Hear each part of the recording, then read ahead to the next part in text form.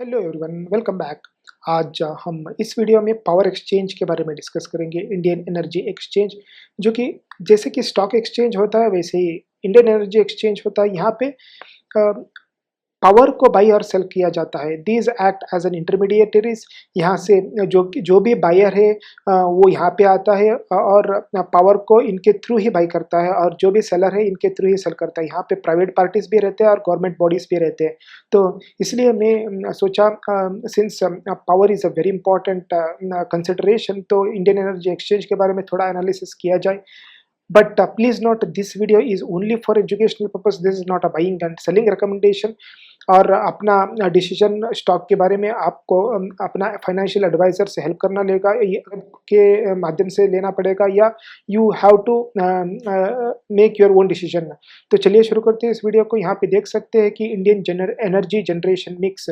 यहाँ पे India is heavily relied on coal, which is thermal energy, and 74% of the Indian power is generated using coal, and this is as of FY24।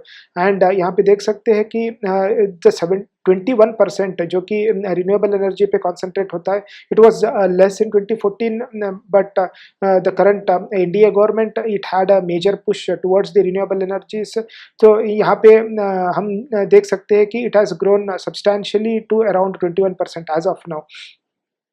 तो अगर हम इसको in terms of sector wise separate करके देखेंगे, तो यहाँ पे देख सकते हैं कि थर्मल कैप 243 गीगावाट्स है, और renewable energy and hydro electric is 165 gigawatts है।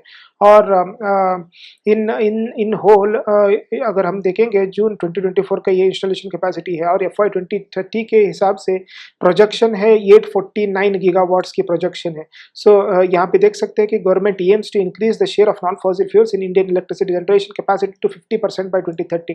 So 21% से 50%, it is a very difficult task, uphill task। देखते हैं कैसे गवर्नमेंट प्रोसीड करता है, क्या क्या न्यू एक्ट्स लाते हैं, बिल्स लाते हैं, ताकि energy transition is quicker and हम अपना पेरिस एग्रीमेंट के कंस्ट्रेंट में हम आगे बढ़ सकें। तो अगर हम इसके एनर्जी सेक्टर्स के यहाँ पे डिस्कस करेंगे, तो यहाँ पे mostly renewable energies are low carbon technology, that is wind energy, solar energy, hybrid energy. And what is the major advantage is that the falling renewable energy cost, which is helping us to get a very good penetration in this renewable energy, and even the battery cost, जो कि पिछले कुछ सालों में काफ़ी कम हुआ है।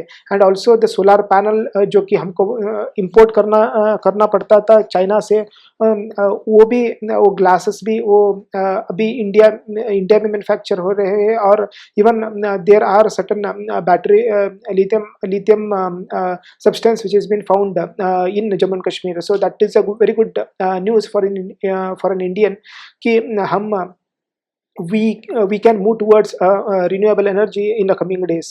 तो अगर हम देखेंगे, तो in terms of exchange there is a CAGR of 17.5% growth के देखे हैं हम FY19 to FY24। The 17.5 CAGR is a very good number।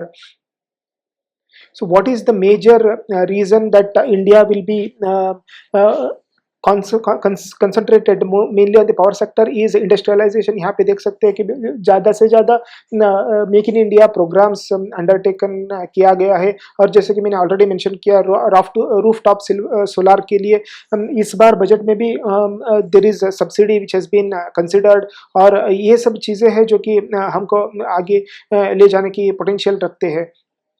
और अगर हम इन terms of Indian energy exchange का इस कंपनी के बारे में देखेंगे, तो इस कंपनी में देख सकते हैं कि the market capitalization is around 17,000 crores, and डेब्ट टू इक्विटी इज ऑलमोस्ट 0 के बराबर है, और stock PV is trading at 47.6 currently. और अगर in terms of current price देखेंगे, तो 193 लेवल पे ट्रेड कर रहा है। और in terms of price to earning ratio भी देखेंगे, तो 41.8 is the medium P, which is little bit on the higher side currently. लेकिन जैसे जैसे हम ट्रांजिशन होंगे, जैसे जैसे बहुत सारे companies will deal through Indian energy exchange, तो तो यहाँ पे एडवांटेजेस हो सकते हैं। And even Indian energy exchange has हम बोल सकते हैं कि it has got a monopoly over this energy exchange. So ये भी एक एडवांटेजेस पोजीशन हो जाता है। And very important point to consider is इनका ऑपरेटिंग प्रॉफिट मार्जिन। अगर हम देखेंगे तो प्रॉफिट मार्जिन ही 80% से अबव होता है इनका। तो इनका एक्सपेंसेस बहुत ही कम रहता है एज कंपेयर टू इनका प्रॉफिट। सो इसलिए प्रॉफिट मार्जिन बहुत ही अच्छा रहता है। और अगर हम देखेंगे तो इनका रिजर्व्स अच्छे से बढ़ा है in last few years. And in terms of investment भी काफ़ी अच्छी हो रही है इनकी। और अगर हम देखेंगे तो एफआईआईस और डीआईआईस ने ऑलमोस्ट लाइक 10 यहाँ पे थोड़ा कम हुआ था, लेकिन अभी बढ़ा रहे हैं अपना इन्वेस्टमेंट इन पे एफआईआईस और डीआईआईएस। अब लास्ट क्वार्टर में भी देख सकते हैं कि तो काफ़ी अच्छा बढ़ा है। और अगर हम इन टर्म्स ऑफ इनका चार्ट देखेंगे तो इनका ऑल टाइम हाई 320 पे रीच किया था, जो कि अगस्त 2021 का है। अगर हम 1 का रिजल्ट जाके देखेंगे अगस्त 2021, यहाँ पे हम जाके देखेंगे तो यहाँ पे भी 109 का क्रोर्स का सेल हुआ था और करंटली 124 क्रोर्स है। सो ऑलमोस्ट हाफ के पी पे अवेलेबल है। अगर हम इन टर्म्स ऑफ इनका वैल्यूएशन देखेंगे उस तब के टाइम पे और अब के टाइम पे, तो ये एक एडवांटेज है। और करंटली ये 115 से काफ़ी ज़्यादा रिकवर हुआ है लास्ट 1 ईयर में। अगर हम देखेंगे तो यहाँ पे रिकवरी काफ़ी अच्छी देखने को मिली है। अराउंड 50 टू 60% रिकवरी देखने को मिली है लास्ट 1 ईयर में। लेकिन करंटली भी अगर हम देखेंगे तो एक अच्छा सा cup with handle pattern form किया है और ब्रेकआउट मिला है।